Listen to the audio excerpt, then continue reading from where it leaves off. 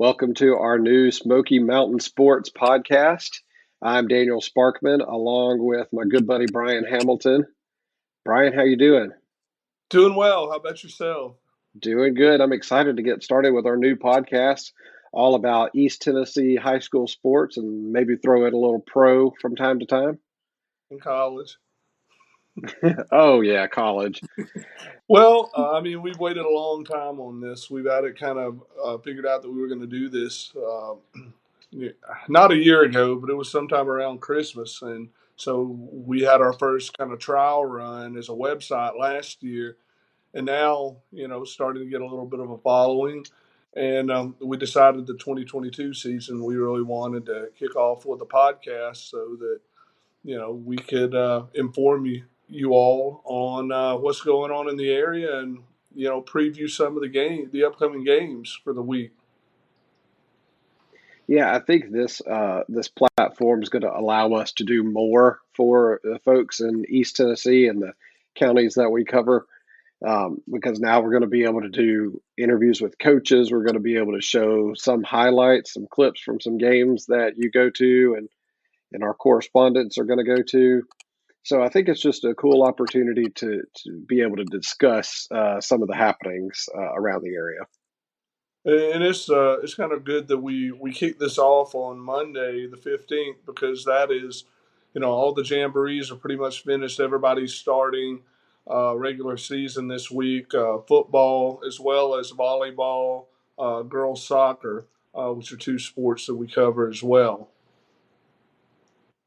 Yeah, so it's going to be a busy fall for us. I think the spring was real busy because there's a lot of spring sports, but we're Yeah. excited to get into the fall season and especially to get into football. Yeah, football's really big up here. As you know, it is in Alabama where I worked before I came here. Friday nights is what most people are doing. They're at either their alma mater or their kids' high school games, rooting on their favorite teams. So it's a great thing to be a part of. I've been on, um, whether it was a newspaper or now the website, Smoky Mountain Sports. I've not been on the sideline um, since 2013 was the last year that I haven't been doing that on Friday night. So um, I really, when I moved here, didn't know what else to do with myself. Uh, otherwise. So we started this side up last August, and it's kind of started to roll now. Well, we've had kind of a good summer. We've had some things happen, some coaching changes, some players that have transferred, a big name, and then we've got a new school on the horizon that we might even talk about. But how about some of those coaches changes? Well, we've got the biggest one obviously is Alcoa. You've got Brian Nix coming in. He's been there since 2001. Been there actually longer than you know their last coach was there, and now he takes the reins after being in the program over 20 years. Being with the program for so long and then being the head coach, it's exciting. It's a fun thing. There's a lot of responsibility with it, but I've been at Alcoa for a long time, and it means to me, I wanted to be a head coach. I wanted that challenge, but being a head coach at Alcoa means I don't have to leave there. Because you're always in the back of my mind was, if I'm going to be a head coach, how long is Gary going to stay? How long do I, as I'm getting older, do I need to look at maybe going to another program just to get that experience? So I'm so thankful that I get to stay here at Alcoa. That my first year head coach is at a program like this with the staff that we have. So I'm definitely blessed. Alcoa has won 7 straight championships. And it doesn't seem that it's gonna stop anytime soon. Um, Gary Rankin, as I believe that's their coach, he's now at Mm-hmm. Boyd Buchanan, which is near the Chattanooga area, and I guess wanted another challenge. But now this guy who's waited his turn for 20 years, is taking the reins now of this program, and I don't think there's really going to be much of a drop off, and that's kind of what the consensus is with the people I've talked to here with Alcoa. Then you have a new coach at Heritage. You have a new coach coming in at William Blount as their coach is now at Eagleton, and they're starting up a program this year. They will not play varsity, but they will in 2023. But that's a new school coming up in Blount County. And while we're talking about coaching changes, Alcoa's coach moved there this year, and now they have a new coach. The girls' soccer team in it's Andy Bird, and he comes over from Heritage, who, last season they were 6-9-1 in soccer. Their assistant takes over the job, and now, he inherits a girls' soccer team that made it all the way to the final last year, and their best three players are juniors. And, while we're kind of talking about soccer a little bit, Charlotte Timon set the single season goal scoring record for Alcoa last year, and she's going to be back for not one but 2 more years. So Alcoa's and Bird really has a chance to come into a nice situation and hopefully have a chance to at least get a championship in the next 2 years. Now, Brian, we've talked about the coaches, but there's also a couple of players we wanted to point out, some quarterbacks that are in the news this summer. Well, Maryville has the biggest impact transfer really of the year, and that's Matthew Clemmer, who started last year for William Blount. They had a coaching change. He decided to come over from William Blount to Maryville, and he has won the starting job. And they play Heritage this week, so that'll be a really big kind of thing to keep an eye on to see how he performs with his new team. He played for a team last year that went 1-9, but he was, for the most part, the most skilled player on that team. And then, outside of the transfers, a big injury here to report is that William Smith, the quarterback for TKA, a junior, tore his ACL before the jamboree. So this was in summer practice, and now they will be starting Avery Jordan at quarterback, who performed well in the jamboree win against Gibbs on Thursday night at Central and threw a touchdown. So it'll be interesting to see how they do having to replace one of their probably their best player on the offense. And we were talking about Maryville getting a new quarterback. So right now, Maryville and Alcoa are two of the very best teams in East Tennessee right now, and they have something to do with the top 10 that you've laid out for the preseason. Yeah, so really it's difficult to place these teams 1 and 2 at the top of my top 10 rankings, but really you can't go wrong either way. And, like I said earlier, I don't think there's going to be a big transition moving over from Gary Rankin to Brian Nix for Alcoa. And, Alcoa has Lance Williams manning the offensive line, and he is, 2-time state wrestling champ, never lost a match. He's a Virginia Tech commit. This guy, he's the anchor of their team. And then at quarterback, really, Zach Lunsford, he's not new. Most people think Caden Buckles, who was, he came in the playoffs. He was a transfer from Catholic in Knoxville, and he comes in the playoffs when they were struggling a little bit during the season with Lunsford and another kid that came in from California because they weren't playing football in the fall of 2020. So Caden Buckles takes the job in 2021, and then Lunsford kind of waits behind him as a junior, and now it's his time to shine. And this guy's got experience, got plenty of meaningful game experience, and you still have Jordan Harris in the backfield. You've got Elijah Cannon, and then Eli Graff is a sophomore, that's going to play a key role in the secondary. You never can expect that Alcoa's defense is not going to be top notch. So I've got the Tornadoes at number one. I know they haven't beat Maryville since 18.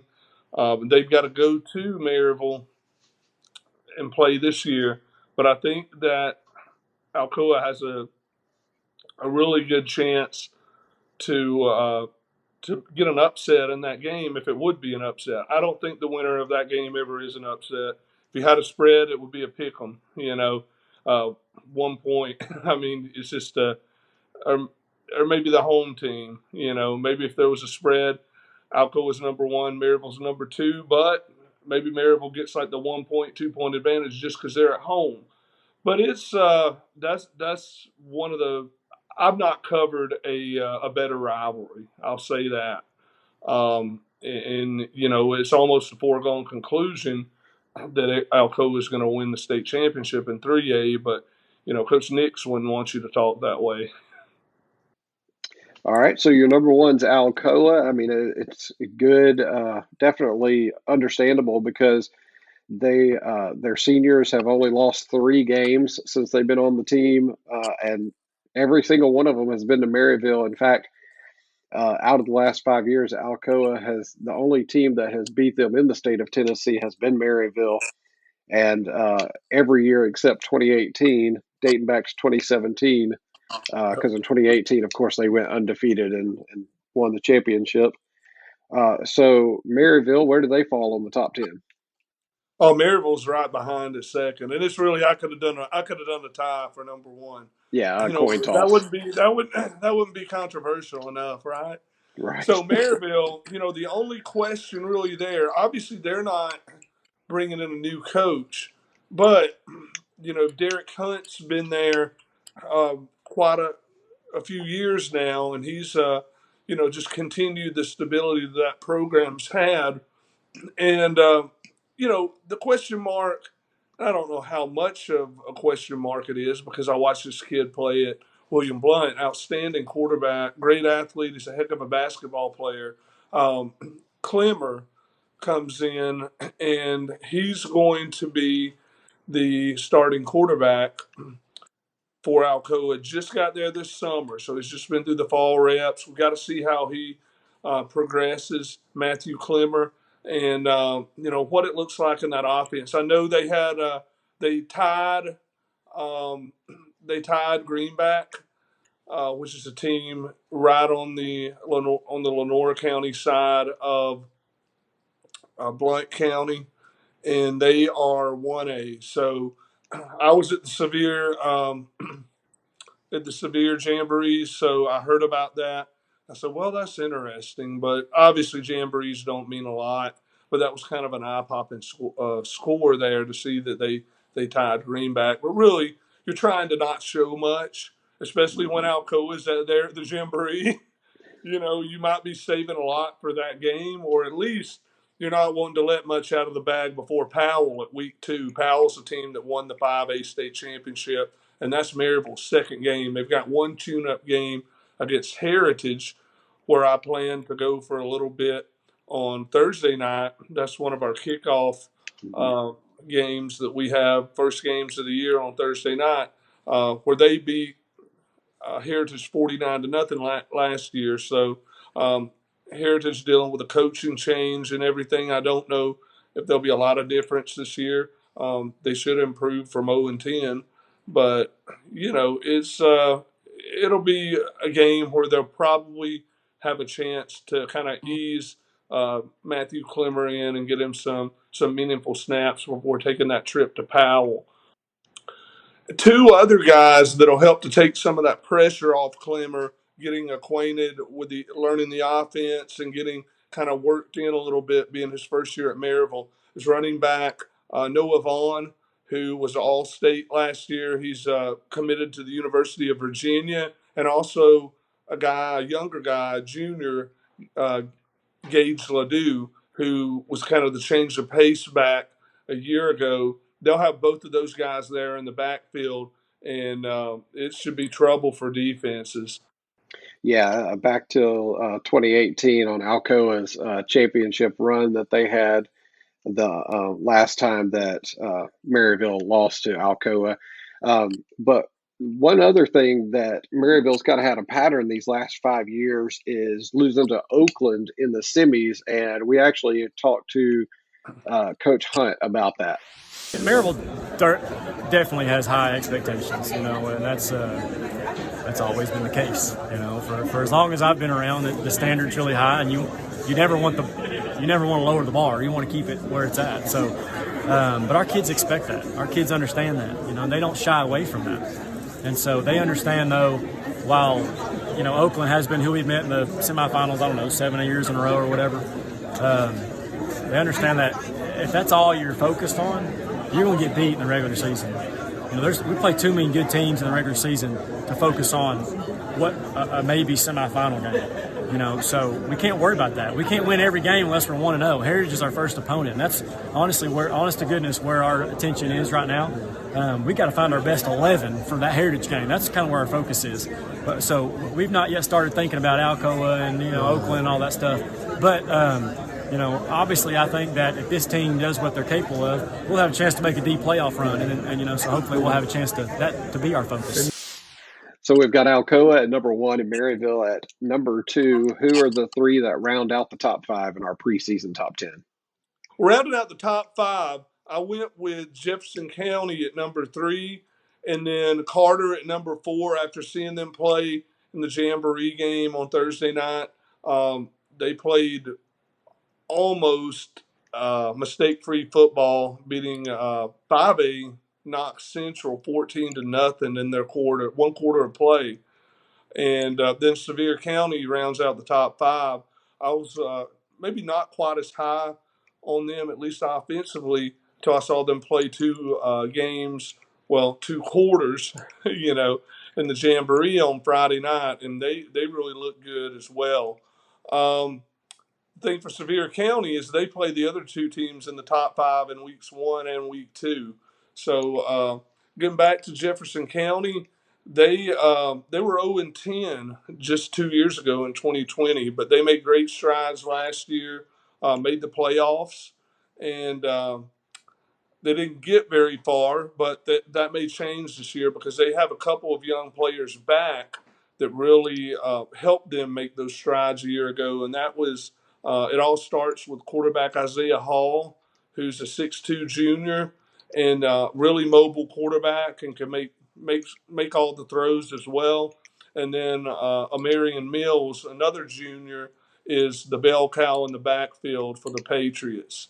I really see Jeff County making some strides this year and really being able to compete for the region championship. They're in that region with Dobbins, Bennett, and Science Hill, all those teams, and those are 2 tough teams. But I think Jefferson County will really they'll have something to say in that region this year.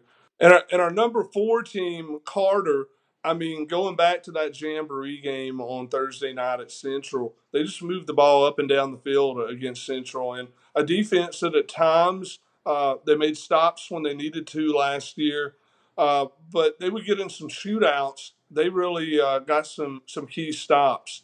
They only played 1 quarter, but after scoring on the first drive, they go down the field and, Knox Central got a long run, broke off a long run. They forced a fumble at about the 20-yard line. Got it. Guy goes running with it to midfield.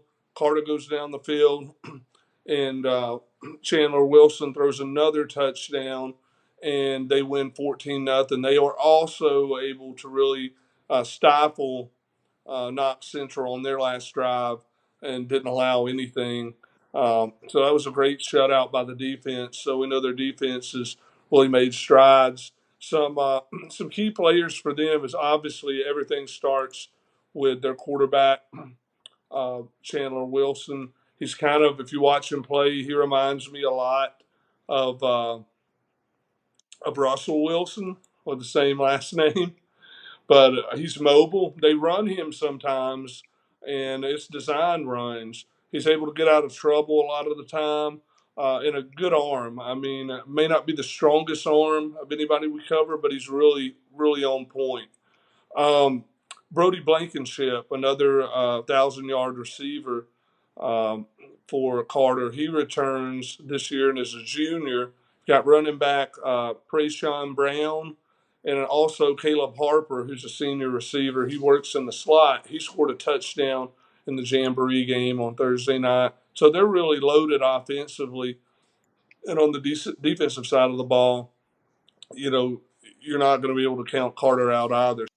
We were also able to catch up after the game with Coach Justin Presley to talk a little bit about his team's performance on Friday night. Scoring on both drives is great, and stopping them on both of their drives is also really good. Getting some big turnovers when they got the ball down in their territory was big for our defense. Is good confidence. And then seeing the ball going into the receiver's hands is really good for Chandler and our offense to see. A lot of guys touched the football all over the offensive side of the ball. We had multiple running backs touch the ball, and pretty much was staying positive the entire time. Had one sack that we got to correct with our offensive line, but we feel really good about where we are offensively and what we're able to do. We've transformed our defense this year, and we're being a lot more aggressive. And our kids understand it a lot more this year. So it's simplified and it's a lot more aggressive and more fun to play in. So we're really excited about our defensive side of the ball. And we got guys playing on the defensive side of the ball that hadn't, like Caleb Harper, who's our receiver, will play on defense. Spencer Russell will play at corner. Cash Alton and Jackson Steele, outside linebacker, are 6'3", 200-pound guys. So we feel really good about our starting lineup on both sides of the ball. This is a special group of kids that have been playing together for a really long time. They do a lot of great things. They've done a lot of great things. And having them all back and ready to go is super exciting for us in this community. So we feel real confident in the group we have. And we've got Sevier County rounding up the top 5.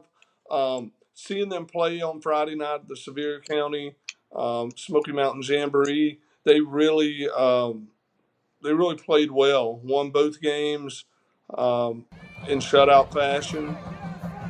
We had 14-0 in the first game of the night against Gatlinburg-Pittman.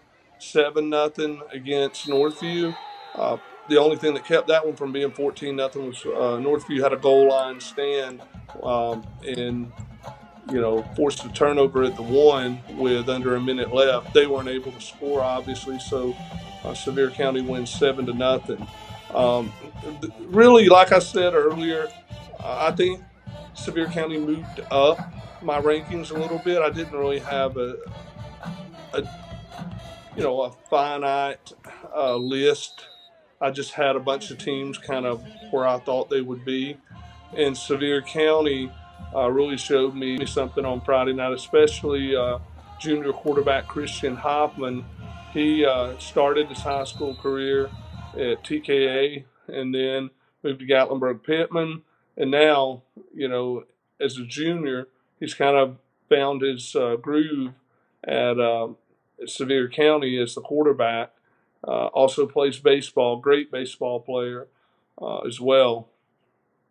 So on the offensive side of the ball, I think the Sevier County, I think you're going to see them run the ball a lot more this year. That's what they saw a lot of Friday night, a lot of, line up, run right at you.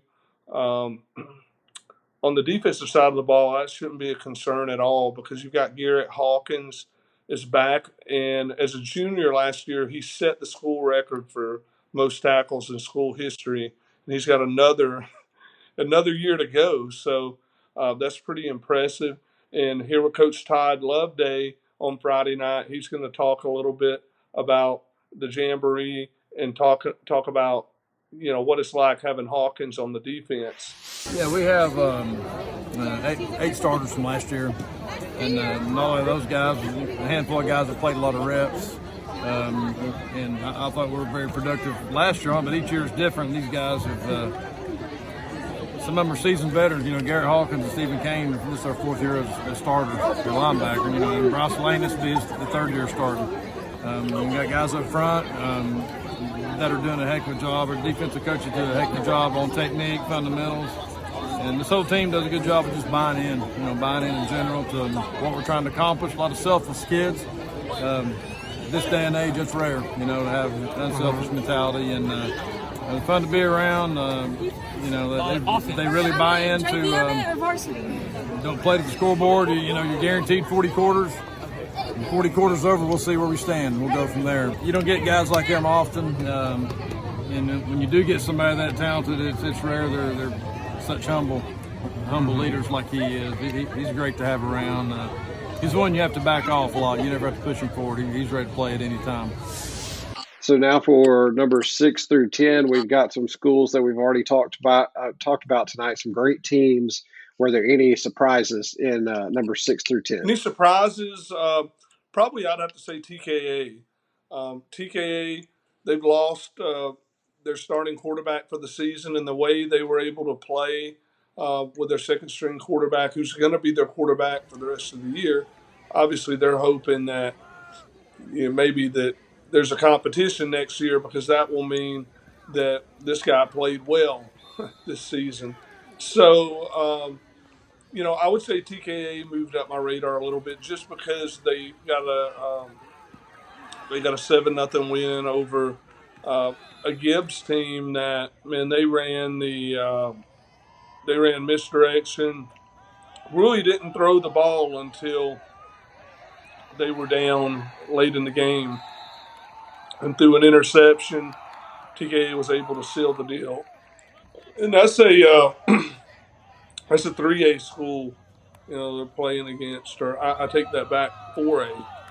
So Gibbs is 4A, so that's a big test there, and they were able to come out of there with a win. Gatlinburg-Pittman didn't look especially good against Sevier County, but it's hard to fault them for that, because they played against a 5A school. Gatlinburg-Pittman's a small 3A.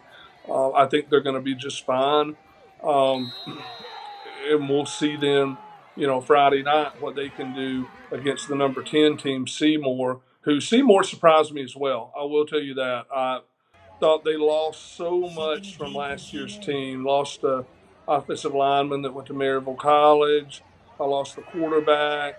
A lot on defense. They don't have much coming back, but they're playing in a 2-quarterback system, and the way they played against Pigeon Forge on Friday night, who's at number 8, I think Seymour was a surprise. So I say the biggest surprises were probably TKA and Seymour.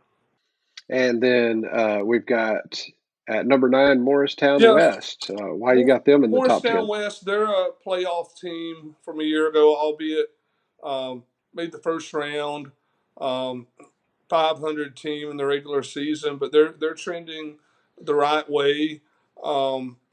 And I do see them making another push for the playoffs this season. But outside of your top 10, one team that kind of could work its way in there is South Doyle. South Doyle, they didn't have a good game on Thursday night at the Jamboree. They played Campbell County, lost 14-0. Defense had some lapses. First 2 snaps of the game went over the quarterback's head. Had to change out centers. They, the third one almost went over the quarterback's head, and then they had a penalty on another. So the first drive, everything went awry really quick for South Goal.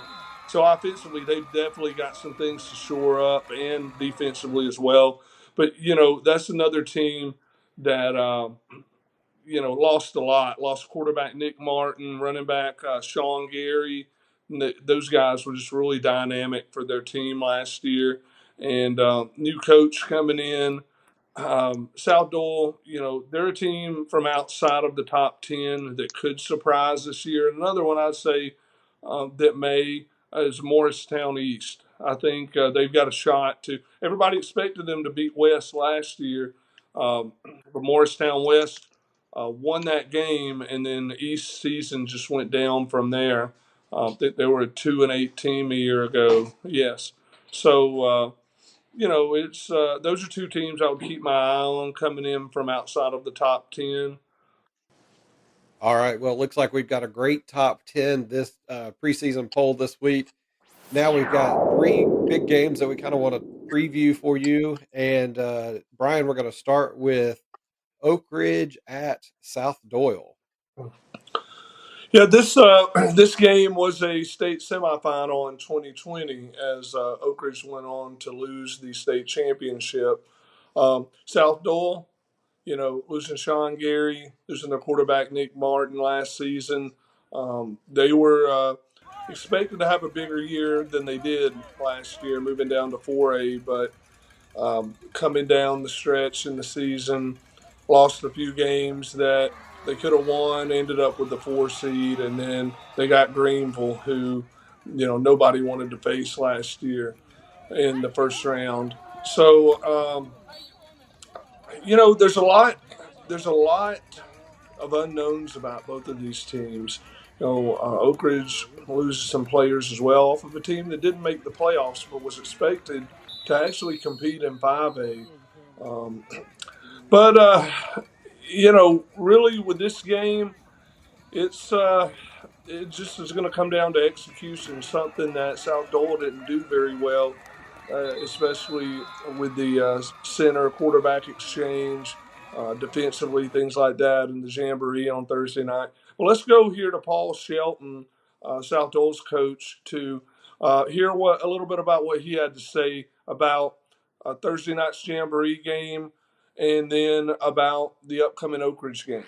I think there was a lot of stuff like we just did not play to our standard. Like regardless of the 14-0 type of deal, we're supposed to be a tempo team. Our guys didn't help that we had two snaps or whatever. But at the end of the day, you're going to have bad snaps. So it is what it is. We got to come back. We got to play a little more fundamental football again. It's not about the 14-0. It's about the fact that I just didn't feel like we played to our standard, not the best that we could be. So, we learn from this and move on offensively and defensively. See, we didn't get a great look either at that, you know what I'm saying? So we just didn't get a ton of good reps offensively, so it's not like we got a great evaluation tool, so we got to make the best decision based off of what's going on. We'll, as a coaching staff, we'll get together and make that decision going forward and hopefully make the best decision for our team. Again, quarterback, I feel great about our quarterbacks. Our quarterbacks are doing a really good job. Coach Morgan's doing a good job with our quarterbacks. There's a lot of other stuff that we got to get cleaned up if we're going to be successful this year.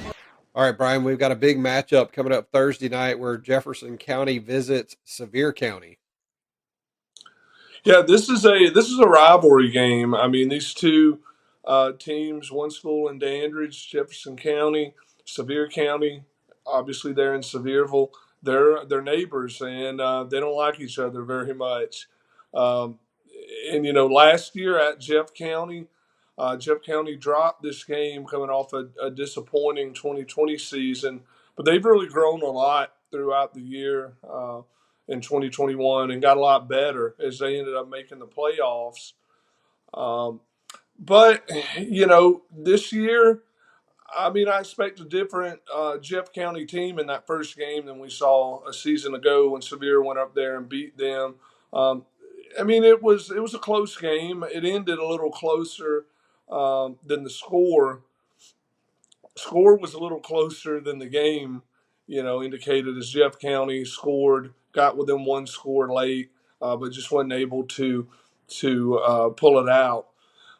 But let's talk with Coach Todd Loveday here and see what he had to say about Sevier's performance in the Jamboree game and what he thinks about the upcoming Jeff County game this weekend. Jeff County's definitely one of those teams where to have a chance to win the game, you got to be spent when the game's over. You got to lay everything on the line against those guys. They're always physical. They're always fast. Coach Riley does a great job of preaching the toughness part to them. They're not going to beat themselves. You got to go beat them, and our guys are up for the task. I look for a great four-quarter football game, to be honest with you. And now we turn to our game of the week this week. It is Seymour hosting Gatlinburg-Pittman.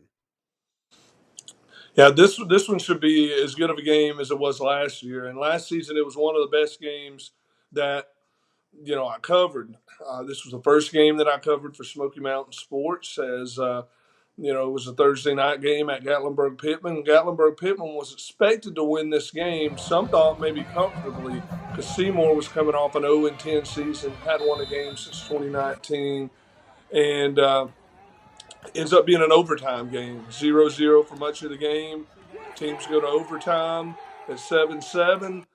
A missed GP extra point, and Seymour gets their extra point. The kicker's the hero. But what a game. If we get anything close to the kind of game we got last year, then you guys need to turn up and turn out for this game on Friday night.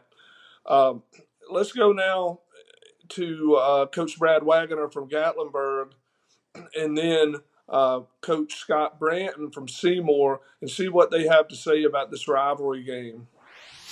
Our defense did a good job the first drive to get up the field. I know offensively we missed some throws, but that's stuff that we can correct going into next week. And obviously, we play Seymour next week right here, so obviously we can't show a whole lot what we're going to do. But I thought our kids, for the first time getting out for the lights, it was good to get in front of play from a big crowd. I think that there was a couple of calls. I mean, they fumbled the ball and they don't continue to drive. So, but it's a scrimmage game, and I thought that from our standpoint, I thought we did a good job of just being out in front of the lights. Got some good young guys a chance to play for the first time on Friday nights, and so we got to shore up some things, and obviously next week is real.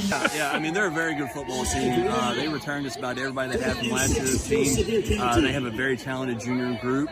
They're very physical up front, and they play very aggressive. And they made a good playoff run last year too. Last year was probably one of the best high school football games you could go to. And anybody that's been around the county knows that Sevier County, in Sevier County, knows that Seymour and GP used to be like one of the biggest rivalries around. So we're really excited that thing's going again, and we're expecting a huge crowd at Seymour this year. And we just hope it's another exciting high school football game. Well, Brian, we have another exciting new thing that we're going to start putting on our website this week, and we're calling it Friday Night Bites. Tell us a little bit about that and how it ties to our game of the week. Yeah, this is something I thought up over the summer to add to our website. I'm sure you guys have all watched College Game Day on Saturday mornings and seen Todd's Taste of the Town. This is where Todd Blackledge goes out to some popular restaurants in the community. It's always where the game of the week is. And, that'll be the same with us. We're going to do it every Friday where the game of the week is. And, one of the things that gave me this idea was every time that I'm going on a road trip for a ball game or even locally, I'm always looking at where am I going to eat dinner. So that's something that, is really, really fun for me to do. And I figured it would be something great to add to the website. Well, this week with our inaugural Friday Night Bites, we're going to be at Bullseye Pizza in Seymour. This is a newer place. Went to the ribbon cutting in July. And, it's new, but it's not new because this is owned by Archer's Barbecue, which has been a staple in the Knoxville community for a little while. And if you're driving down Chapman Highway, you'll see the food truck they've had out there. Well, they're working on putting an Archer's Barbecue in the bank there. It's an old bank, and the Bullseye Pizza is in the back. You'll see the sign. You just go down on the back side of the bank where Archer's Barbecue, the food truck, set up. So you've got barbecue in the front, pizza in the back. That's what it's all about, man. That's Friday Night Bites. It'll be available later this week on our website, SmokyMountainSports.com. That's SmokyMTNSports.com. So we've talked about a number of teams and games that have happened and going on this week, but now we're going to pick 5 games, Brian, for you to actually give us a line and who you think has the advantage in each of these games. The gist with these is I'm not going to pick a team to win, a score, but I want to pick a spread, not for your gambling purposes, but just how much, I think that team will be favored to win by. If, the underdog wins the game, it's a huge upset. But honestly, you have to keep in mind that I just covered these games. I'm not Vegas, so, this is just how much I would expect the score to be, and if that team covers or it doesn't cover. Really, this first one is the toughest one, Maryville and Heritage, because you saw the score last year. We talked about it earlier. This is a game that kind of has some intrigue because Maryville is introducing a new quarterback into their system, and Heritage has a new head coach. So Heritage was 0-10 a year ago, and obviously they're trying to get their football program on the right track. But Maryville, as dominant as they've been, this is a tough first game here for a head coach. So I'm going to say Maryville minus 35. I'm giving them 5 touchdowns. I hope I'm All wrong on that one. I hope it's a good game, but most people see the around here run into the buzzsaw that's Maryville. They don't lose a lot unless it's Oakland. right. So or And in the Alcoa semis. or Alcoa occasionally, but like we said, it's been 4 years or so since they beat them. But Mhm. yeah, I'll take Maryville minus 35. All right. Well, now we'll talk about Jefferson County at Sevier County. Yeah, this will be a good one. Jefferson County at Sevier County. I It's almost a toss up because last year it was a close game. Sevier got out to um, a touchdown or so lead. I think we were up to a 2 touchdown lead at one point, but Jefferson County comes back. It's a one possession game at the end. Um, this year, honestly, in Sevier, I expect Jefferson County to win this game. So I think it's going to be close. This is a Thursday night rivals game. It's going to be televised. So if any of you guys get an opportunity, tune in and watch this game on Thursday night because it should be a good one. And I could be wrong, but it should be a really good game. There's a reason that Rivals is going down there to cover that game. Um, I'm going to take Sevier plus 3. So I think it'll be a one possession game. But I expect Jefferson County to win. Now, Sevier's got a tough first 2 games with it, like we said earlier, Jeff County and Carter. So, you get past those 2 and, see what happens there. But I'm taking Jefferson County. All right. And then we've got Oak Ridge at South Doyle. Like we said earlier, both these teams are traditional powers. They're just 2 years removed from playing in the state semis in 5A. Now Oak Ridge is 5A, South Doyle is 4A.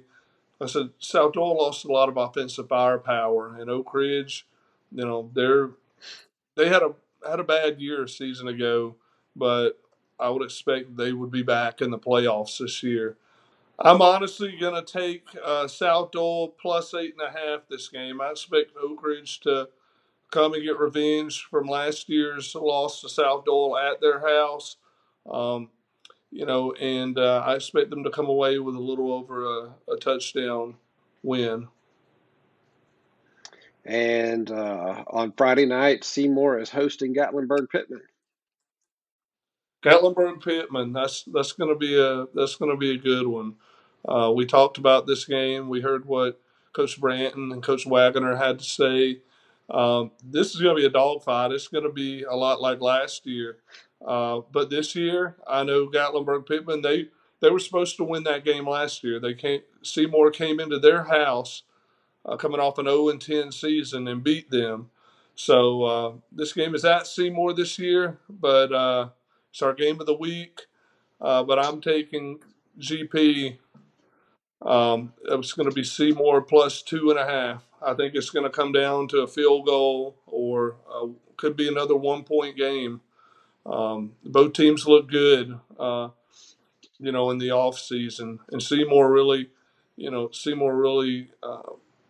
surprised me on Friday night with their play. And then we've got our Saturday night special. That's Morristown West at Morristown East. Morristown West at Morristown East. There was a big fight in this game towards the end last year, and I didn't see it. Remember, we weren't covering them yet. We picked that up around baseball season as we added some new schools. But I was not at this game. Did not see that. We hope there's no more fights this year.